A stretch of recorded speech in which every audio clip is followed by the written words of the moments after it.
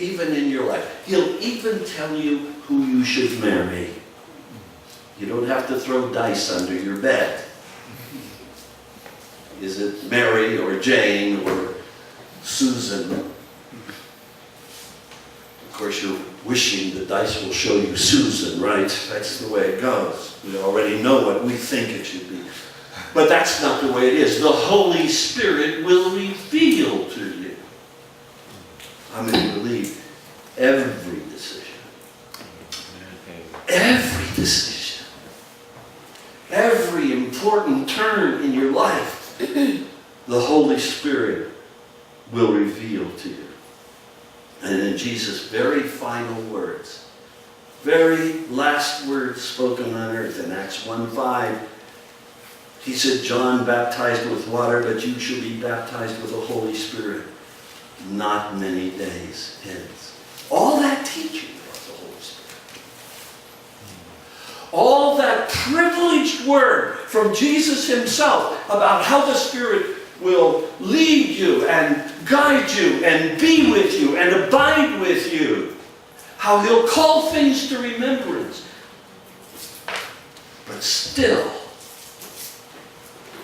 you need to wait an empowerment of the Holy Spirit in which that abiding presence is released dynamically in your life. And that's what he promises.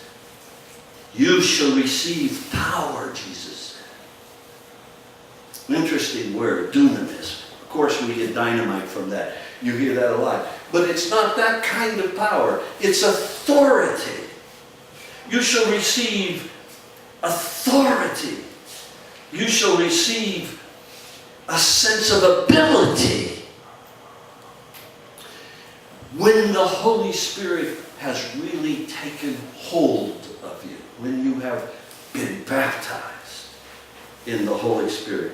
In fact, he says this, you'll receive this ability, this strength, this authority. You'll receive all of this when the Spirit comes upon you, and you shall be witnesses. In Jerusalem, in Judea, in Samaria, and as you beautifully sang, I liked a couple of those courses especially this morning because they're so appropriate. You shall be witnesses unto the ends of the earth. And some of you, just by the nature of where you are in your life, you're saying, me? I can't even stand in a crowd of people down here on whatever street it is where you go.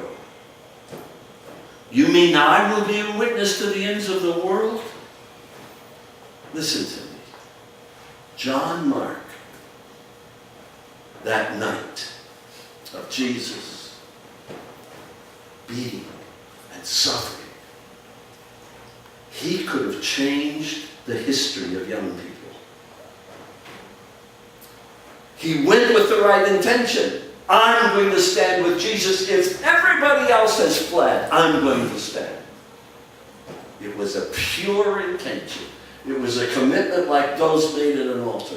I'm going to stand. But when the young men laid hold of him and said, this is one of them. This is a follower of this one.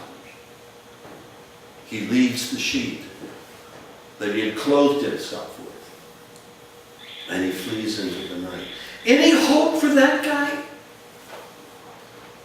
I don't think so. Someone who flees when it's difficult. Someone who runs away when the pressure's on. I don't think there's any hope for him. But Mark is there on the day of Pentecost. He not only becomes the author of the Gospel of Mark, which is probably the first gospel written. Most scholars believe that. And the other writers tend to take from Mark. He was there. He had knowledge. But in addition to that, he's joined with Peter. Mark is the one who's with Peter as Peter carries out his ministry. What hope do you have for Peter? A, my Assemblies of God denomination wouldn't have any hope for Peter. Someone who curses, someone who denies Christ. But Jesus had already said this. Peter, you're going to be tested. The devil's going to sift you. But I've prayed for you. And when you have been strengthened, you come and strengthen your brothers. Peter, who denied Jesus and cursed with bitterness, becomes the boldest preacher in history after the day and experience of Pentecost, and preaches in the midst of the same crowd of people who had crucified Jesus. With boldness he proclaims Jesus, and thousands respond to the message. Hey, I've been around a long time among Christians, a long time among young people, a long time. Some of the ones that have had the greatest tests and that the teacher said they're not going to make it. And the heads of the school, the colleges said, I don't have much faith in this one. Let's see how long he's around or she's around. I've watched the Holy Spirit. When he's put a call on your life, buddy, when he's put a call on your life, young lady, there'll be tests and there'll be times when everybody who loves you wonders if you're going to make it. But John Mark, running it that night, becomes a leader of the church, provides a gospel that we depend on for accuracy and understanding of this moment. I want you to know the reason is this. When the Holy Spirit comes, Romans 8:23 says that the fruits of the Spirit within us is, and listen to this word, the Spirit will help us in our weakness, making intercession for us. It isn't just what happens at the altar. It isn't just what happens when we're in church. He is groaning through our groans. He is making intercession for us according to the will of the Father. Let me tell you this. You won't make it. No one will make it without the power of the Holy Spirit released in your life. Praying in the Spirit, praising in the Spirit, and knowing his presence as we walk. What happened to these two disciples on the day of Pentecost is what can happen to you. I was raised in a preacher's home. I was bright enough to get many awards and ambitious enough at 14 to have already started a political organization. And I was recognized and given the possibility of a job in Washington, D.C. at 14, being a page boy for our United States Senate. That didn't happen.